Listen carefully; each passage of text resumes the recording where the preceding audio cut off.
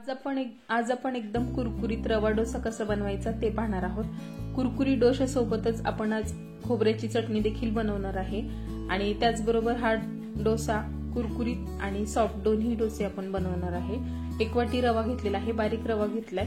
मिक्सरच्या भांड्यामध्ये रवा काढायचा आहे। ह्यात आपल्याला ताक घालायचं आहे। ताक किंवा दही दोन्हीपैकी काही वापरलं तरी चालेल। चवीपुरतं मीठ घालायचं आहे आणि हे मिक्सरला फिरवून घ्यायचं आहे। राहिलेलं पुन्हा ताक घातलेलं आहे। ताकासोबतच तुम्ही ह्यात थोडंसं पाणी घातलं तरी चालेल।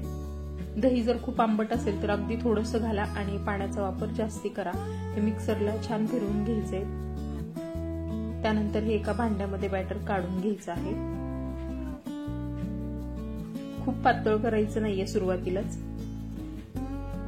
रवा फुगल्यानंतर आपण वरून पाणी घातलं तरी चालतं। आता हे बॅटर तयार झाले। ह्यात मी आणखी थोडंसं पाणी घालणार आहे। ह्यात आपल्याला थोडासा बेकिंग सोडा घालायचा आहे। बेकिंग सोडा किंवा मग इनो घातलं तरी चालेल। पाणी घातल्यानंतर मिक्स करून घ्यायचे, कारण रवा जो आहे तो खाली जाऊन बसतो, त्यामुळे हे एकदम मिक्स करून घ्यायचं।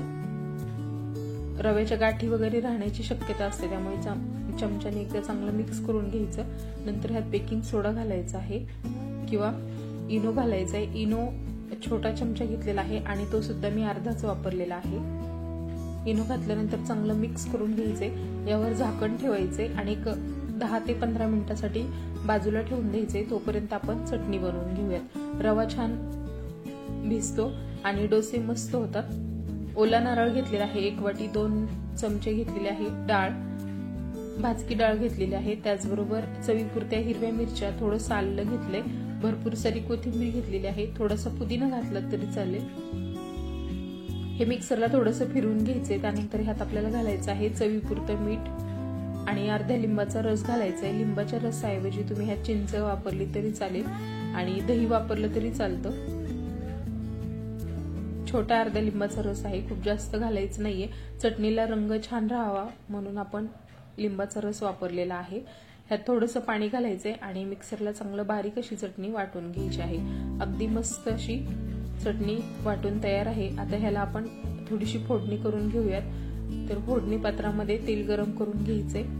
ह्यात थोडीशी मोहरी, जिरे, कढीपत्त्याची पानं घालायची आहेत आणि 1 लाल मिरची घातलेली आहे सुक्की। ही फोडणी मस्त चटणीवरती घालायची। अगदी छान झटपट खोबऱ्याची चटणी तयार झाली। तर ही सिंपल चटणी खायला खूप मस्त लागते। आपण ह्यात भाजकी डाळ वापरली आहे वाटताना, त्या डाळीऐवजी तुम्ही शेंगदाण्याचा सुद्धा वापर करू शकता किंवा मग भिजवलेली हरभरा डाळ सुद्धा वापरू शकता। मस्त अशी चटणी तयार आहे। रवा देखील आपला छान भिजलेला आहे।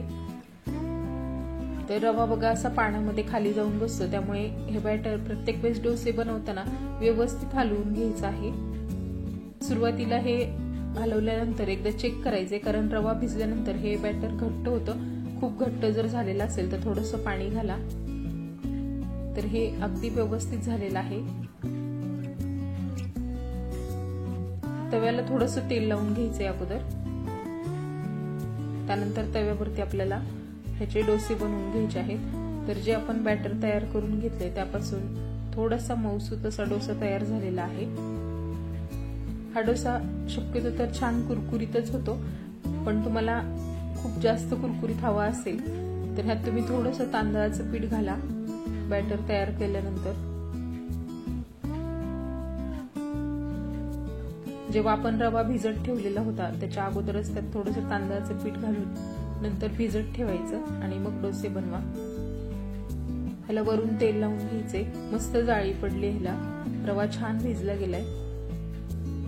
खूप पटकन हे डोसे होतात। सकाळच्या कितीही घाई गडबडीत तुम्ही हे मस्त डोसे झटपट बनवू शकता। तेल लावल्यानंतर गॅस मोठा करायचा आणि डोसा चांगला भाजून घ्यायचा आहे। खूप लो गॅसवरती जास्त वेळ लागतो भाजायला, त्यामुळे सुरुवातीला गॅस लो ठेवायचा आणि नंतर गॅस मोठा करायचा। मस्त हलका कुरकुरीत असा हा डोसा तयार झालेला आहे। दोन्ही बाजूने आपण छान भाजून घेतला। एकाच बाजूने भाजला तरी चालतो, पण दोन्ही बाजूने भाजला तर अजून खायला छान लागतो। छान जाळीदार मस्त असा डोसा तयार झालाय। आता आपण कुरकुरीत डोसा तयार करूयात। त्यासाठी तव्याला पुन्हा तेल लावून घ्यायचंय आणि आपण जे रव्याचं मिश्रण होतं त्यात मी थोडंसं पाणी घातलेलं आहे।